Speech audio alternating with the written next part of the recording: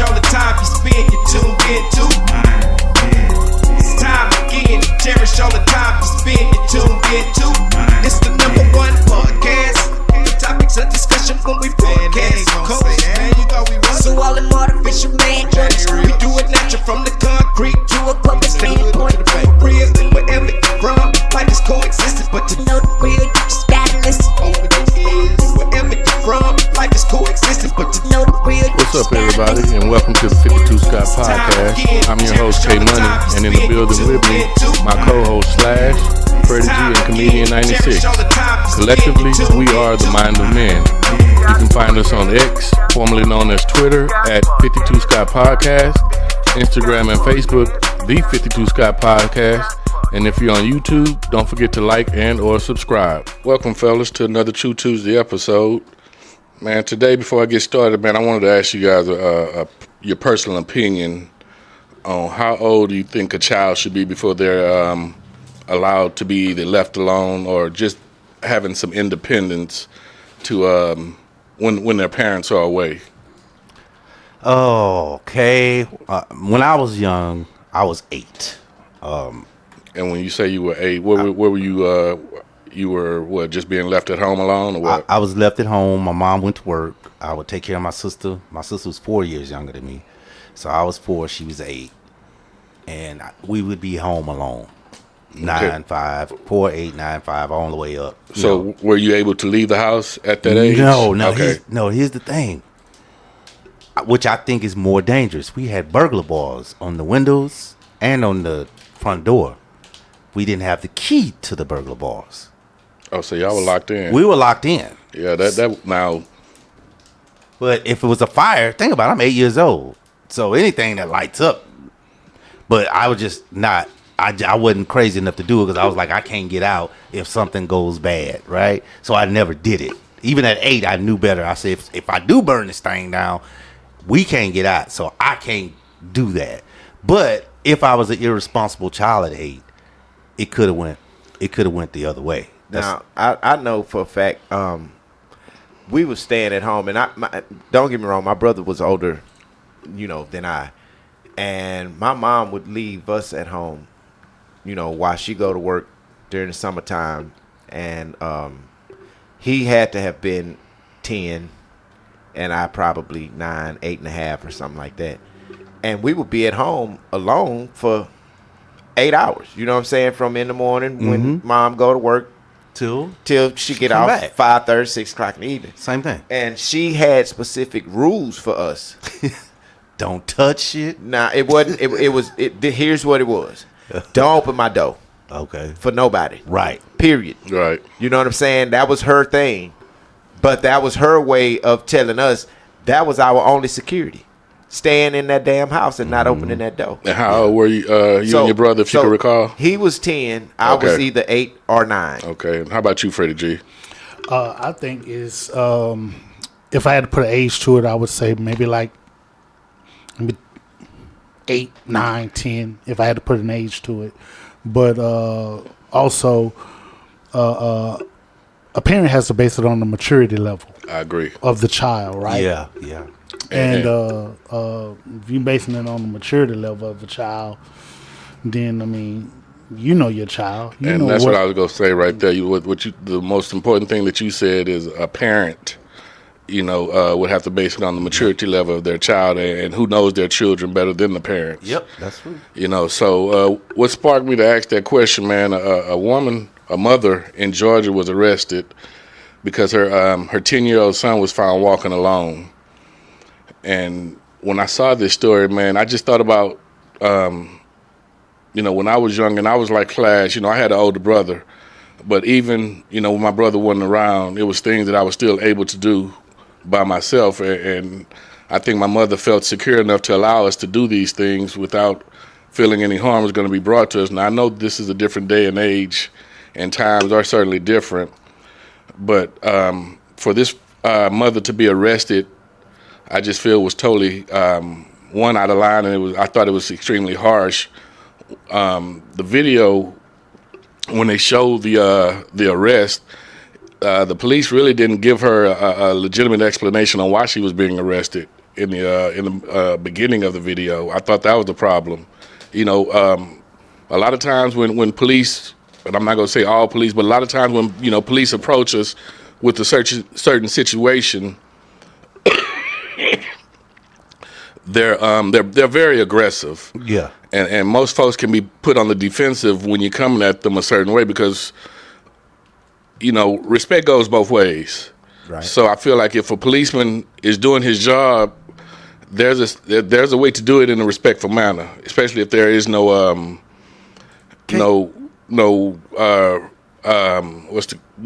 fight, or I think that their approach is what causes the resistance most of the time.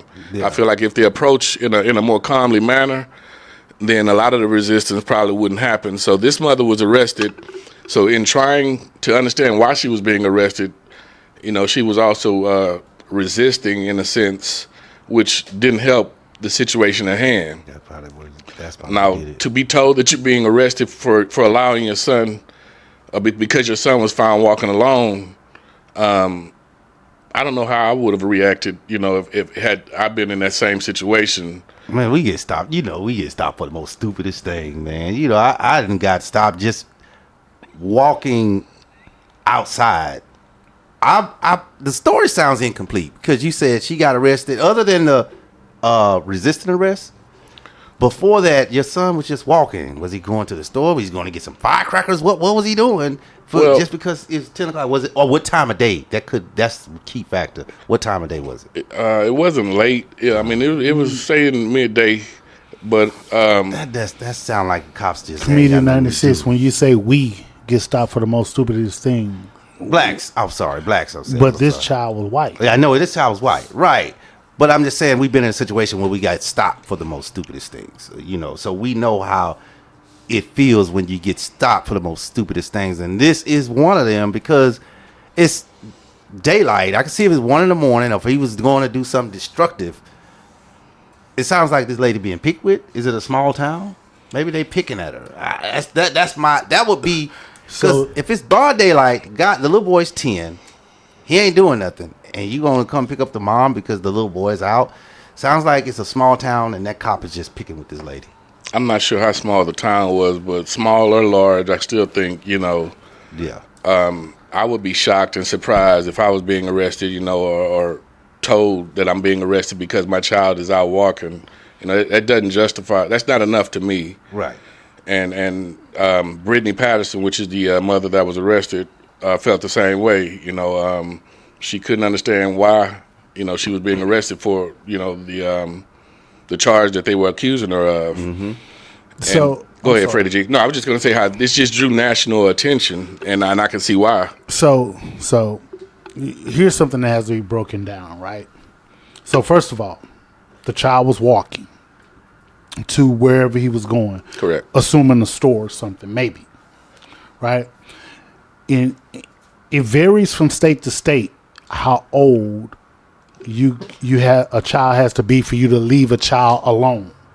This is just when you're thinking of alone, you're thinking of in the home, left at home alone, right? In this case, he was walking wherever he was going, assuming to the store. But it varies from state to state. Now, Texas, believe it or not, there is no law. But in this state he was in, which is the state of Georgia, children 8 years old and younger should not be left alone. According to the state of Georgia Department of Education. Children between the ages of 9 and 12, based on the level of maturity, may be left alone for brief periods of time, meaning less than 2 hours. And children 13 years and older who have an adequate level of maturity may be left alone and may perform the role of a babysitter as authorized by a parent for up to 12 hours. So that's the state of Georgia. So it varies from state to state if you can leave a child alone, at what age. But in this case, this child wasn't at home. He had left the home to go wherever he went. I think from now hearing that, Freddie G, what you just said about the state of Atlanta or the state, the state of Georgia. I don't think now the police officer was picking. I think he's just doing his job at this point. Now, whether or not this was a busy street and maybe he saw harm or could have been harmful, but why he, stopped this child. And obviously he had to say, where's your mama? Where's your parents? You know what I'm saying? But think about how many 10-year-olds. I could see if it was 4, 5, 6, maybe even 7. But how many 10-year-olds actually in broad daylight, not 1, 2, 3 o'clock in the morning? That's the part I don't get. Freddie G, I don't understand. To add to what you mentioned in regards to those numbers, according to the American Academic of Pediatrics, children are typically ready to walk alone safely without an adult supervision at age 10. So I feel, again, this child wasn't doing anything wrong and the mother didn't do anything wrong in regards to neglect. Now, she was actually charged, excuse me, with, oh my goodness, reckless conduct. And again, I feel like had the police approached her more calmly, then this wouldn't even be an issue. But to be told something like that, which sounds crazy, you can just imagine the your reaction. I'm sorry, from being told something crazy like this. And this woman, this wasn't her only child. She was actually taking care of another child, which is why this young man was by himself. So again, he was walking no more than 1.5 miles to wherever he was walking to. And again, when I was a young man, around this age, if not younger, like I said, around 8 years old, which I feel is safe, and that's because I've experienced it and lived it. I've walked to school, which I'm not sure of the distance, but it was, I'm gonna say, approximately about 1 mile to 1.5 miles, if that.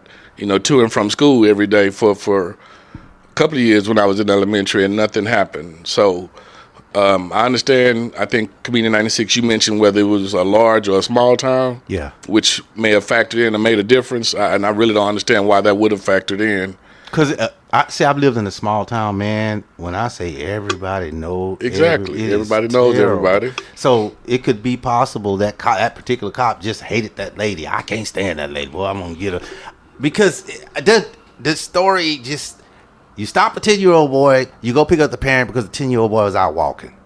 In daylight. Not doing nothing, not destroying nothing, just walking. So here's the thing, though. The cop, it appears that the cop was operating within the law. So number one, it appears that he was operating within the law in regards to charging the woman with reckless conduct. If you don't like the law, for the people in Georgia, if you don't like the law, get your ass out and vote. Now, with that being said, look at it this way. You're at the cop's mercy. So this may be comparing apples to oranges, but look at it this way.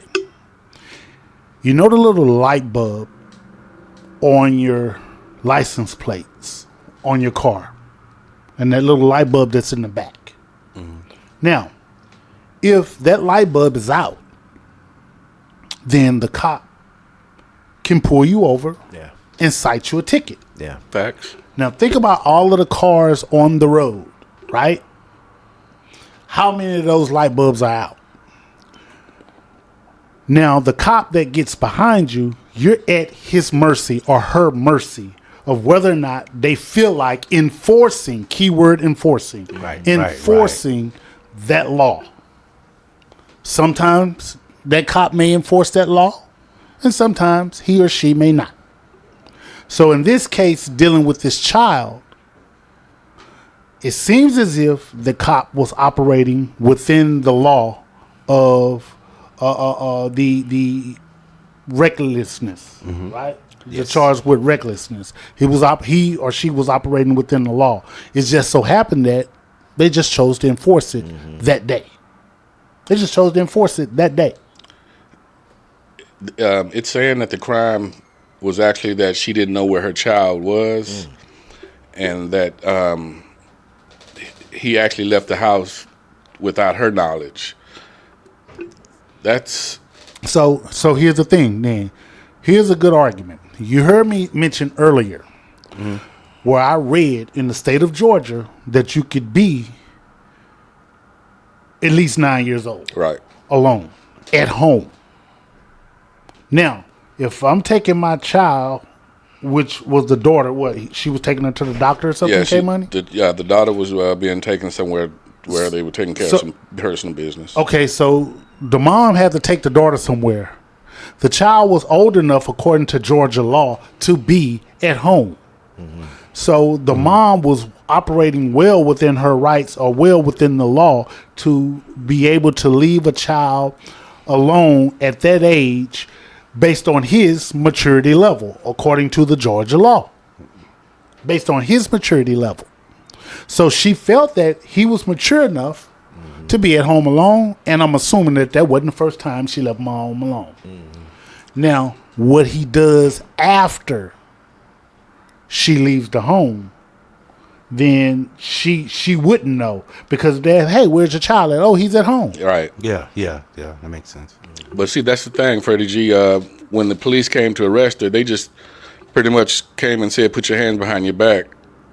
Well, again, not letting her know what the reason she was being arrested for. No explanation. And then they also said to tell your kids goodbye. So I feel the aggression. Well, that's why I'm speaking on. I was speaking on earlier. If the police approach with less aggression, I'm not trying to tell them how to do it, but I just feel like a lot of the resistance that they get is because of how they're approaching the assailant. Here's how she gets out. Suspect. If I was her attorney, and if it went down exactly like you said, of course, this is secondhand knowledge for us. Correct. If it went down exactly like you said, here's how her attorney gets her out of that. If the police did that, here's what they failed to do. You have the right to remain silent. Miranda rights. Anything you say can and will be used against you. Now, it is on police body cam. Now, whether or not the Miranda rights were read or not, it didn't say that. But again, I just feel the aggression. It could have been less aggression. So that's the point I'm trying to make. With that aggression in mind, it makes me think now I would want to know the history of that lady and how many police officer, her personal incidents, and just incidents in the town that maybe she's the problem and the kid was just something to get to her. And say, maybe the police officer know the mom. You know what I'm saying? That's what I'm saying. That part we don't know. It sounds like it's personal now. It's something else involved rather than just the story that we get. Yeah, because we didn't walk down the street 8, 9, 10 years old, and no one has came to pick up. As black as we are, no one has came to pick up the our house. You know, when we were told not to leave several times. Yeah, and it wasn't a crime, and that's what makes this crazy is because they're making it out of a crime. And yes, leaving the house, we were told, you know, what could happen if we left. But you know, kids are mischievous, right. and I don't see anything different out of this situation right here. Where the young man left, he wasn't given permission to leave, but he did it on his own. And I'm sure once mom found out, you know, she would have handled it accordingly as a parent should. She wasn't allowed to do that though, and this is where I feel, you know, it was a bit extreme for her to have suffered or had to deal with some type of traumatic experience just because of what someone else thought or felt. And I understand what you're saying, Freddie G. The policeman or police person was doing their job, but is that going above and beyond? Or, I mean, Well, I would say this, man. So, is it going above and beyond? As a police officer, if you're enforcing the law, keyword, the law, whether it's big or small, if you're going above and beyond, that means you're overachieving in doing your job. Right, but why not just give a fucking warning? Well, I get it. but that means that you're going above and beyond to do your job. Is it petty? I think that it's petty. Great word. I think that it's petty. Why that officer did it, of course, we won't know. But if that's the law, now they did the job. They did what they were supposed to do. I wonder what the outcome would have been had it been a black mother and a black child. Well, you know that could be every day. Yeah, that would be every day. Police would be busy. Right. That could be every day. It's not often. So yeah, it may have just been the neighborhood they was in. You know, suburbs. We don't know. You know what I mean? That kind of goes back to kind of what Comedian 96 was saying, you know, with it being possibly a big neighborhood or a small town. Small town. You know, when the police found the young man, they had to get a warrant, and the warrant willingly, the warrant claims that she willingly and knowingly endangered her juvenile son's bodily safety. Now, you know what? I can say I agree with that statement. But she didn't know that he left the house.